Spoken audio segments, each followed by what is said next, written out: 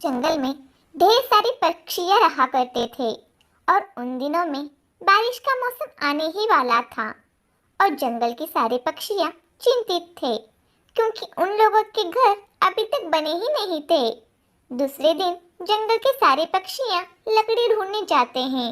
बच्चों, बारिश का मौसम आने ही वाला है। मैं जल्दी से जाकर लकड़ियां जमा कर लेती हूँ। अगर मैं देर से चली गई तो जंगल के बाकी सारे पक्षियां मजबूत लकड़ियां लेकर अपना अपना पक्का घर बनाना शुरू कर देंगे। अरे भगवान, इतनी जल्दी सुबह हो गई। अभी अभी तो मैंने आँख बंद ही कर दी थी। अब जाने दो कालू, सोना बहुत हो गया। जल्दी उठो, अब बारिश का मौसम भी नजदीक आ गया है। अब जल्दी से जाकर लकड़ियां ढूंढ लाता हूँ। अगर मुझे लकड़ियां लाने में देरी हुई तो बारिश के मौसम में भीगकर मैं मर जाऊंगा। चलो जल्दी से जाता हूँ। अरे हरे तोते, अब उठ भी जाओ, सुबह हो गई है। आज हमें लकड़ियां ढूंढने जाना है। अरे हाँ लाल तोती, अब भी मैं चावल के दाने ही ढूंढता हूँ। मुझे तो याद ही नहीं था कि अब बारिश का मौसम भी आने वाला है। हरे तोते, अब चावल के दाने ढूंढना छोड़ो और लकड़ियां ढूंढो। उस लकड़ियों से एक हम अच्छा और पक्का सा घर बना लेंगे। बच्चों, मैं अब लकड़ियां ढूंढने जा रही हूँ। पता नहीं मुझे अब मजबूत लकड़ियां मिलेंगी भी या नहीं। बारिश के दिनों में हमारे लिए एक मजबूत सा घर तो होना ही चाहिए। तो बच्चों, अब मैं चलती हूँ। अब आप यहाँ से बाहर मत जाना। ना कहकर रानी चिड़िया लकड़ियां ढूंढने चली जाती है। इधर मीनू कबूतर भी लकड़ियां ढूंढने के लिए जंगल आ जाती है। फिर उसे वहाँ पास जंगल में ही लकड़ियां मिल जाती है। अरे इतनी सारी मजबूत लकड़ियाँ, चलो अब इन्हें फटाफट से ले जाती हूँ। इसमें तो मेरा घर आराम से हो जाएगा। मेरी किस्मत तो आज बहुत अच्छी है। मीनू कबूतर उन लकड़ियों को ले जाकर अपने लिए एक मजबूत सा घर बना लेती है और उसमें बड़े आराम से रहने लगती है। अब हरा तोता भी बाकी पक्षियों की तरह लकड़ियां ढूंढने के लिए निकलता है। उसे भी कुछ देर के बाद मजबूत लकड़ियां मिल जाती है। वाह, आज तो मुझे लकड़ियाँ मिल गई है। मैं तो आज मेरा मजबूत सा घर बनाकर ही सोऊंगा। अरे वाह तोते, तुमने तो इतना सुंदर घर बना भी लिया। मुझे तो लगा तुम आज घर बना ही नहीं पाओगे। और इधर रानी चिड़िया और कालू कौवा जंगल में लकड़ियां ढूंढ रहे थे। अरे मैं कितनी देर से लकड़ियाँ ढूंढ रही हूँ, मगर मजबूत लकड़ियाँ तो मुझे मिल ही नहीं रही है। अब तो बारिश का मौसम है, अब बारिश कभी भी आ सकती है। अब मैं क्या करूँ? और थोड़ा दूसरी तरफ जाके ढूंढ लेती हूँ। अब रानी चिड़िया दूसरी तरफ जाती है। फिर उसे एक जगह पर कुछ लकड़ियां मिल जाती है। फिर रानी चिड़िया उन लकड़ियों के पास आ जाती है। अब कालू कौवा भी उसी दिशा में आ रहा था। उसे भी लकड़ियां नहीं मिल रही थी। कालू कौवे की नजर लकड़ियों के पास बैठे रानी चिड़िया पर पड़ जाती है। अरे ये तो रानी चिड़िया है। लगता है उसे लकड़ियां मिल गई है, यानी कि मुझे छोड़कर बाकी सभी पक्षियों को लकड़ियां मिल चुकी है। और मैं तो कितने दिनों से मेहनत कर रहा हूँ, मुझे तो लकड़ियां ही नहीं मिली। और बादलों को देखकर लगता है कि आज बारिश होने वाली है। और अगर आज बारिश हो गई तो फिर आज मैं बारिश में ही भीगता रहूंगा और पक्का घर भी नहीं बना पाऊंगा। मुझे कुछ न कुछ तो करना ही होगा, जैसे कि चिड़िया की ये लकड़ियां मेरी हो जाए। फिर कालू कौवा रानी चिड़िया के पास आ जाता है। रानी चिड़िया, तुम यहाँ मेरी लकड़ियों के पास क्या कर रही हो? तुम्हारी लकड़ियाँ? हाँ हाँ, मेरी लकड़ियाँ। ये लकड़ियाँ मेरी है। यहाँ मैं रोज लकड़ियाँ ढूंढ रख देता हूँ। अब मैंने इतने सारी लकड़ियों को इकट्ठा कर लिया है। अब मैं उन्हें ले जाकर अपने लिए एक अच्छा और मजबूत सा घर बनाऊंगा। हटो मेरे सामने से। कालू भैया, आप झूठ बोल रहे हो। मैं जानती हूँ कि आप कितने चालाक हो। ये लकड़ियाँ पहले मैंने देखी है। चिड़िया, तुम कितना झूठ बोल रही हो? चोरी करना गलत बात है, फिर भी तुम मेरी ये लकड़ियाँ चोरी कर रही हो। कालू भैया, लगता है आपको अब तक लकड़ियाँ नहीं मिली है। इसलिए इन लकड़ियों को लेने के लिए आप मुझे एक झूठी कहानी सुना रहे हो। मैं बेवकूफ नहीं हूँ जो आपकी झूठी बातों में आकर ये लकड़ियाँ मैं आपको दे दूँ। हाँ रानी चिड़िया, तुम्हारी सोच सही है। मुझे लकड़ियाँ नहीं मिल रही है। चल जा यहाँ से और मुझे इन लकड़ियों को ले जाने दे। नहीं कालू भैया, मैं ये लकड़ियाँ आपको नहीं दे सकती। अगर तुम ये लकड़ियाँ नहीं दे सकती तो मुझे छीनना भी आता है, इसलिए कह रहा हूँ ये लकड़ियाँ चुपचाप से मुझे दे दो।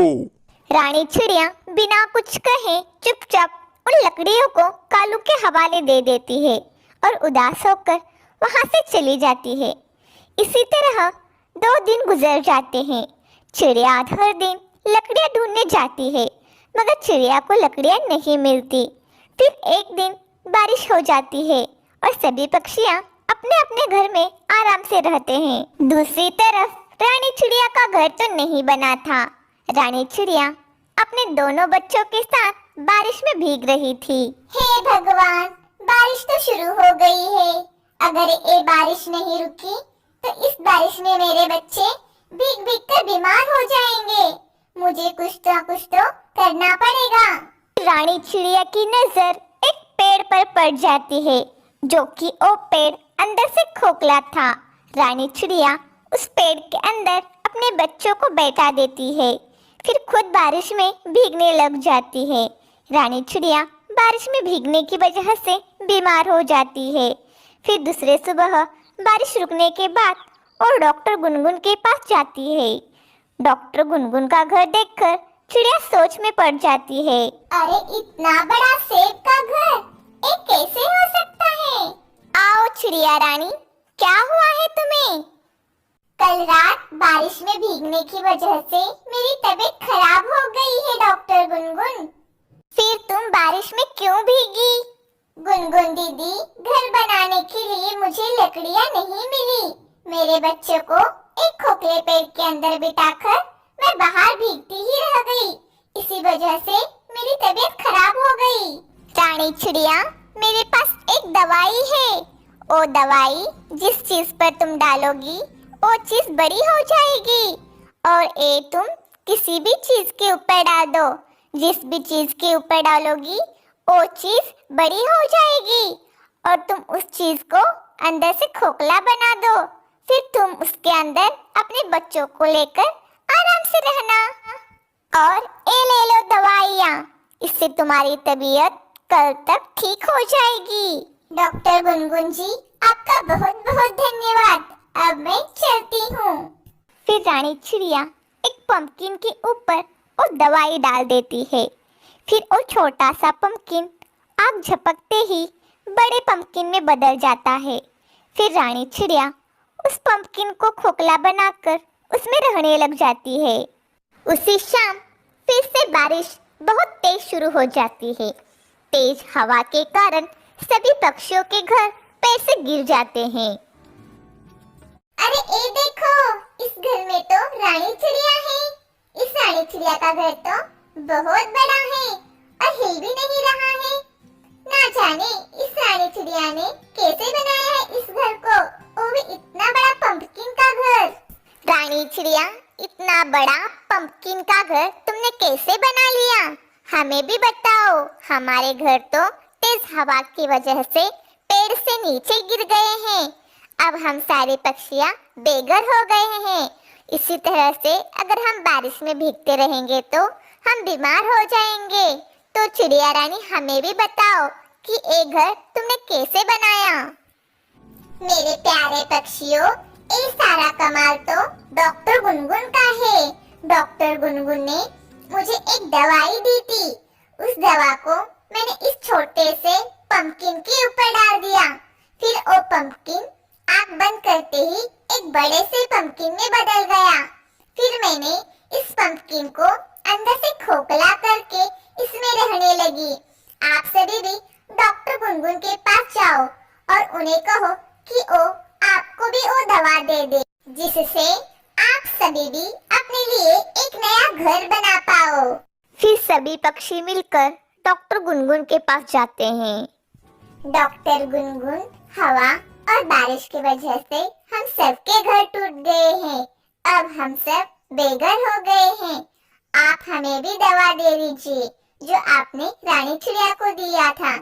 ठीक है पक्षियों, मैं आपको वो दवाई दे देती हूँ, पर मैं इस कालू कौवे को वो दवाई नहीं दूंगी। एक कालू कौवा अपने आप को बहुत चालाक समझता है, हर वक्त हर किसी को परेशान करता है। इसकी वजह से बेचारी रानी चिड़िया की तबीयत खराब हो गई थी। इस कालू कौवे ने रानी चिड़िया से उसकी ढूंढी हुई लकड़ियां छीन ली थी।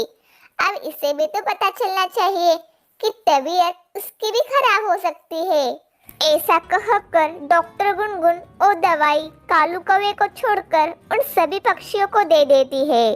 फिर सभी पक्षी अपने अपने घर में बड़े आराम से रहने लगते हैं और कालू कौवा बारिश में भीगने लगता है।